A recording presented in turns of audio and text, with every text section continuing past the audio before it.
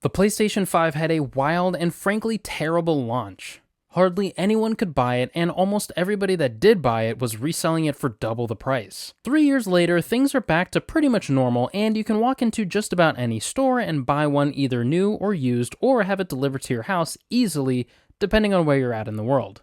In today's video, we're going to take a look at the PlayStation 5 and how it's held up 3 years later, and if it's worth buying in the year ahead in 2024. Welcome back, and if you're new here, welcome. On this channel, we talk all things video games and comic books. Be sure to subscribe so you don't miss another episode like this. Also, a quick shout out to our Patreon, link will be down below. The PlayStation 5 launch was so bad that people literally had to constantly refresh their screens to order the PlayStation as soon as it was restocked. But Sony was nice enough to replace that struggle, taking it from the PlayStation 5, not being able to get it, over to the PlayStation Portal, which is pretty much sold out everywhere, and it's a device that is completely not worth your time. But I talked about that in another video. So for today's look at the PlayStation 5, we're really going to talk about three things. We're going to talk about the looks, the performance, and of course, the games, the most important reason why you would get a PlayStation 5 in the first place. So starting off with the looks. I personally really like the looks. I know that the looks of this very large console can be a little bit polarizing. It is significantly different in almost every single way from all of the previous PlayStations. For starters, this thing is massive. If you haven't seen one in person yet, you'll honestly be a bit surprised when you actually see it in person. The curved edges, the different kinds of materials with the matte material on the white, with the little bit of glossy material on the black, and the ambient lighting when the console is turned on or when it's in rest mode. This is just a completely different console than the PlayStation 4, which preceded it. Even down to the color. There was only one color option, kind of, for the most part, which is a white PlayStation 5. And honestly, if you're not a big fan of the white PlayStation, you can completely change the looks of it. While you can't get an actual different colored PlayStation, you can easily change out the faceplates on the PlayStation 5. Now, while I personally think that Sony is charging an outrageous amount for two giant pieces of plastic just because they're in different colors, I do give props to Sony for allowing you to completely change up the look of your PlayStation 5 by having an all-red model, and by getting an all-red DualSense controller, you're good to go. And speaking of the controller, I was very, very hesitant of the DualSense controller when it was first announced. Mainly because my favorite controller of all time was the DualShock 4. It felt extremely comfortable in the hand. I loved the triggers on it, and the touchpad on it was just a really good, unique innovation for the DualSense, while also keeping the familiar feel of how the DualSense was constructed. But once I finally held the DualSense in my hands, I was completely sold. By the time I got my PlayStation 5, I was already aware of all of the new features that were coming out on the DualSense, as far as the new rumble patterns and the completely unique customizable experience based on how the developers want the controller to react to different things going on in the game, and the adaptive triggers that really elevate your experience when you're playing first-person shooters. But actually feeling that in my hands for the first time, I was completely sold on it, and anytime I'm playing a different controller than the DualSense, I feel like I'm missing out on something. Now, I will say that I'm not a big fan of the overall size of the PlayStation. Yes, it is very unique in that it just completely looks different than all of the other PlayStations, so bumping up to the PlayStation 5, you really do feel like you're getting something that is brand new that you haven't had before.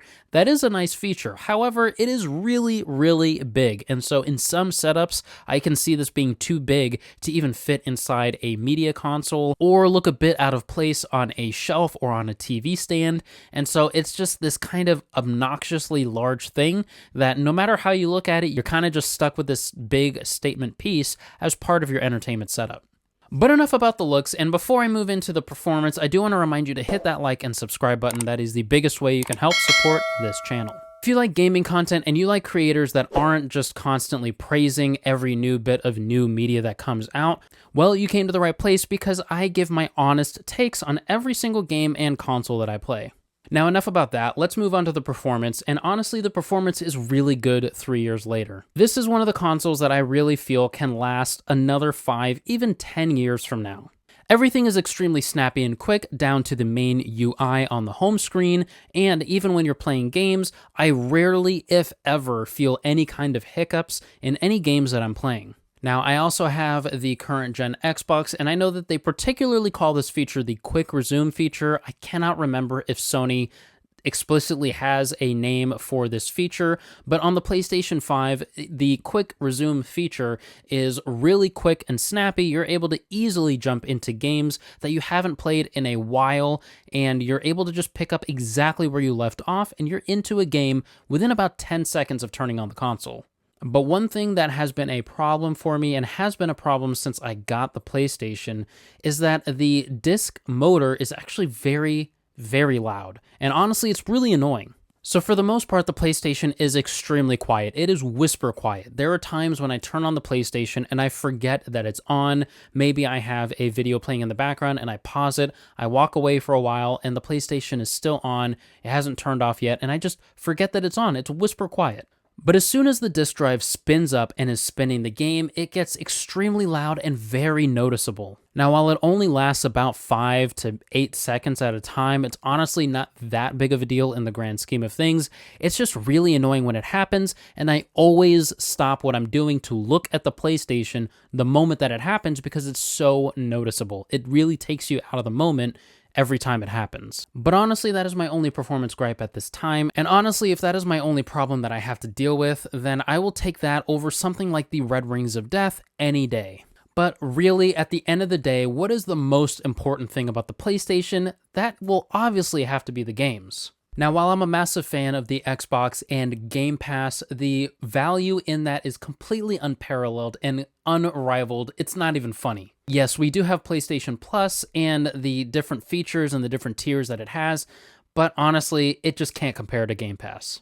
But honestly, even though I'm a huge Xbox and Game Pass fan, I am a huge fan of single-player games. I am very happy with the games that we've gotten on the PlayStation 5 3 years later. It was a very slow and rocky start with the chip shortage and the amount of games that were also available for the PlayStation 5, but at the same time were available on the PlayStation 4. And honestly, in my opinion, we could have gotten another year out of the PlayStation 4 Pro, maybe even done Pro exclusive games. That might have been a cheaper way to go about it. But today we have lots of options, from top tier games to indie games to just smaller everyday normal games. I mean, even 3 years later, I am still playing Spider-Man Miles Morales, a launch game for the PlayStation 5 around Christmas time because, well, it's a Christmas game in my opinion. But even newer games like Spider-Man 2, which is absolutely chef's kiss, so good. Or Final Fantasy 16, which I have been absolutely loving. There are a ton of games to choose from and a ton of games to just have a blast in.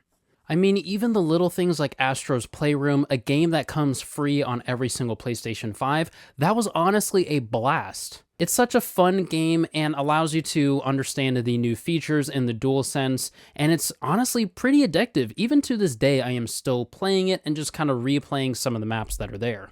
It's a blast for my son and I, and he is having the time of his life playing through this puzzle game and just figuring out how to get to these different places and these different platforms that he wants to get to. I mean, honestly, the exclusives that we have on the PlayStation 5 are unreal. And to just know that you have this great library of high-quality single-player games to play. And you, of course, have your multiplayer games to play as well. Really, the only big one that I would play on cross-platform would be Call of Duty, and I'm not missing a beat whether I'm playing it on PlayStation or Xbox. But here's the ultimate question that you should ask yourself. 3 years later, even 4 years later, should you consider getting a PlayStation 5 after all this time? And I'm here to say absolutely. This is an incredible PlayStation and an incredible gaming machine that just about everybody needs to have in their gaming setup. If you had asked me a year and a half ago, I would have said just hold on to your PlayStation 4 because at that time, pretty much every PlayStation game that you were wanting to play that was on the PlayStation 5 is also available on the PlayStation 4. However, now with the console exclusives being tied to the PlayStation 5, we're really starting to see projects that are taking advantage of the massive upgrade in hardware and capabilities that the PlayStation 5 can do. I mean, this isn't even to mention that you get really good 4K gameplay and media, being able to watch Disney Plus and HBO Max and all the different apps that you might have. And so this is honestly a great media centerpiece to your exclusive gaming setup.